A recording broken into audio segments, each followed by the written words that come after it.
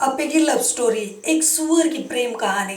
तो वीडियो को शुरू करने से पहले एक स्पॉइलर अलर्ट कि अभी तक अगर आपने इस फिल्म को नहीं देखा है तो पहले जाकर फिल्म को देख लीजिएगा, उसके बाद ही वीडियो को कंटिन्यू कीजिएगा, क्योंकि अगर आप कंटिन्यू करते हैं तो मैं ये मानकर चलूंगा कि आपने फिल्म देख रखी है। बाकी इस फिल्म से रिलेटेड कोई भी डाउट या कन्फ्यूजन है कि आपको ये फिल्म देखना भी चाहिए या फिर नहीं, तो ऊपर आई बटन पर आपको मूवी रिव्यू का भी लिंक मिल जाएगा, तो उसको देखकर आप तसल्ली कर लेना।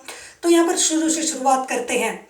तो यहाँ पर हमको शुरुआत में देखने को मिलता है कि जो गुरुदेव होते हैं मास्टर फैंगचुंग, तो उनके गुरुदेव उसकी रक्षा के लिए उसको एक सुअर देते हैं ताकि वो सुअर उसकी रक्षा करे और उसको बचा कर रखे। और मास्टर फैंगचुंग को ये बात पता नहीं होती कि वो जो सुअर है वो कोई आम सुअर नहीं है, बल्कि बहुत ही ज़्यादा शक्तिशाली है।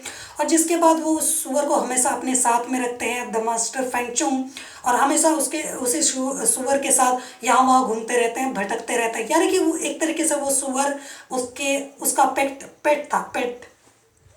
वो पेट डॉग जैसे होता है ना, बिल्कुल वैसे ही।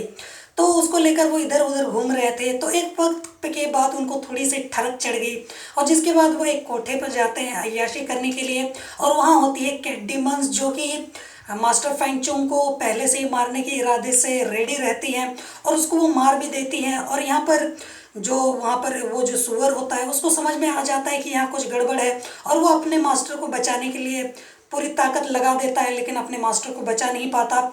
तभी उसके गुरुदेव वहाँ पर आते हैं और देखते हैं कि सिचुएशन बहुत ही ज़्यादा ख़राब हो चुकी है, क्योंकि यहाँ पर मास्टर फैंगचुंग जो है वो मर चुके हैं। अब किया जाए, तो जिसके बाद उनको कुछ सूझता नहीं है, और मास्टर फैंगचुंग का जिंदा रहना बहुत ही ज़्यादा ज़रूरी है, क्योंकि लोगों को उनसे उम्मीद मिलती है और वो लोगों की बहुत ज़्यादा मदद भी करते हैं, और वो काफ़ी ज़्यादा अमीर इंसान भी है। तो ऐसे में जब उन्होंने उस सुअर को गिफ्ट में दिया था ताकि वो सुअर उनकी मदद कर सके, तो उसने तो किया नहीं, लेकिन अब तो इस इंसान को जिंदा रखना पड़ेगा ना, तो कुछ तो करना पड़ेगा। तो जिसके बाद वो उस सुअर की आत्मा को मास्टर फैंगचुंग के शरीर में डाल देते हैं, ताकि कम से कम फैंगचुंग वापस से ज़िंदा तो हो जाए।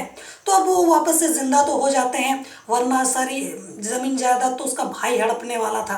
पर किस्मत से वो वापस से ज़िंदा हो जाते हैं गुरुदेव की मदद से, जिसके बाद उनके अंदर वो सुअर वाली सारी खूबियाँ बाहर आ जाती हैं, जैसे उनकी हरकतें, खाने पीने का तरीका, बाकी सारी चीज़ें, जिसके बारे में उनको कुछ पता तो होता नहीं है मास्टर फैंगचुंग को।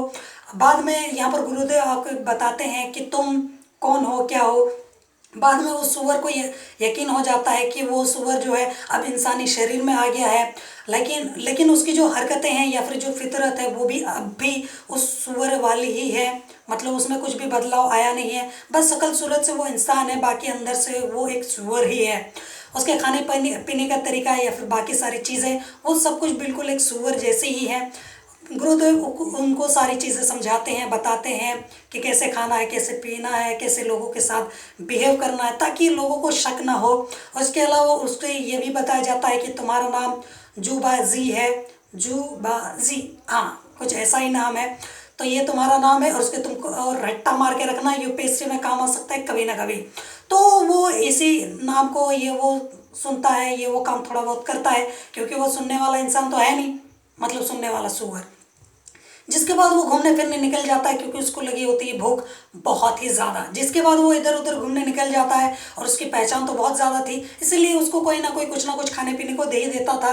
पर गलती से एक दुकानदार उसको शराब दे देता है, लेकिन उसको शराब पीना था नहीं। वैसे भी शराब पीना सेहत के लिए हानिकारक है, अगर आप पीते हो तो छोड़ दो, और अगर पीते हो तो थोड़ा कम पिया करो, ताकि थोड़ा सा होश ठिकाने पर रहे। जिसके बाद वो थोड़ा सा कुछ ज़्यादा ही पी लेता है, और उसका वो जो शरीर है वो असली रूप में आ जाता है, यानी कि सुअर का शरीर। जिसके बाद लोग उसे देख लेते हैं और डंडा लेकर उसको दौड़ाने लगते हैं। अब वो भटकता है यहाँ वहाँ। तो उसी दौरान एक राजकुमारी जिसका नाम होता है ड्रैगन मेडन, उसकी मुलाकात हो जाती है इस सुअर की शक्ल से, सुअर की शक्ल वाले इस आदमी से, यानी कि मास्टर फैंगचुंग से, क्योंकि लोगों के सामने तो वो यही है। अब वो सुअर के रूप में है, तो लोग उसे डंडा लेकर दौड़ा रहे हैं। तो इसी बीच ये इसको देखती है और उसकी मदद करती है। इसके अलावा इसको कैट डीमन से भी बचाती है। तो आखिर कैट डीमन इस मास्टर फैंगचुंग के पीछे क्यों पड़ी हुई थी, आखिर क्या वजह थी, और ये जो राजकुमारी है ये भी आखिर यहाँ क्यों आई है, मतलब राज दरबार का सुख छोड़कर यहाँ पर क्यों भटक रही है। तो इन सारे के सवालों के जवाब भी मैं आपको दूंगा, पर आगे बढ़ते हैं। तो वो जैसे तैसे करके उसको बचा लेती है। तो कहीं ना कहीं यहाँ पर उसी दौरान मास्टर फेंगचुंग को यानी कि ज़ुबाजी, ये ज़ुबाजी वाला नाम ही सही रहेगा, क्योंकि अब तो वो सुअर है, वो तो मास्टर रहा नहीं ना, वो तो चला गया, बस शरीर मास्टर जी का है। तो यहाँ पर ज़ुबाजी जो है यानी कि वो जो सुअर है, उसको कहीं ना कहीं यहाँ पर मैडन को देखकर उससे प्यार हो जाता है और वो उसके पीछे पड़ जाता है। अब उसको इम्प्रेस करना है, पटाना है, तो उसके पीछे लगना पड़ेगा ना। तो यहाँ पर वो उससे पूछता है कि तुम यहाँ क्या करने के लिए आई हो, तुम्हारा मकसद क्या है। तो वो बताती है कि मुझे गोल्डन एलेक्सर की तलाश है। तो आखिर ये गोल्डन एलेक्सर क्या है? दरअसल ये गोल्डन एलेक्सर एक तरीके से एक नायाब तोहफा है, या फिर एक चीज़ है, या फिर एक तरीके की शक्ति है जिससे ईस्टर सी को बचाया जा सकता है, क्योंकि वो सूख रहा है और एक तरीके से एक प्रलय आने वाली है। तो उससे बचाने के लिए ये जो प्रिंसेस है ये भटक रही है और वो उसको ढूंढ रही है, ताकि वो उसके ज़रिए इस दुनिया को बचा सके। और वो एक बात ये छुपाती भी है, क्योंकि अगर उसने ऐसा नहीं किया तो उसको खुद को कुर्बानी देनी पड़ेगी, क्योंकि एक तरीके से लिखा जा सकता है ये उसकी किस्मत में है। अगर वो गोल्डन एलेक्सर ढूंढ के नहीं लाती है और अगर उसको दुनिया को बचाना है तो उसको खुद को कुर्बानी देनी पड़ेगी, यानी कि वो ड्रैगन मेडन स्प्रिंग है, यानी कि वही अगर चाहे तो खुद की कुर्बानी देकर पर्यावरण और इस वातावरण को या फिर इस दुनिया को बचा सकती है।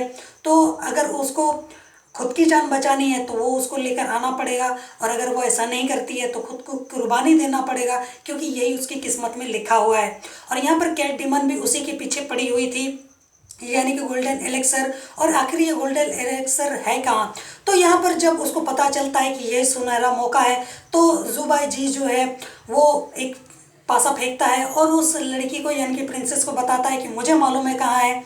जिसके बाद वो दोनों निकल पड़ते हैं उसको ढूंढने में, और यहाँ पर कहीं ना कहीं उस प्रिंसेस को यकीन होता है कि ये आदमी सच ही बोल रहा होगा, झूठ तो नहीं। जिसके बाद वो निकल पड़ते हैं और उसी दौरान इसको पता चलता है ज़ुबाइजी को कि यहाँ पर उस राजकुमार की वो एक हिमकाई नाम की बीमारी है। अगर आपने सूर्यबली 2 देखी है तो आप ज़्यादा अच्छे से समझ रहे होंगे। तो उसको एक तरीके की बीमारी है।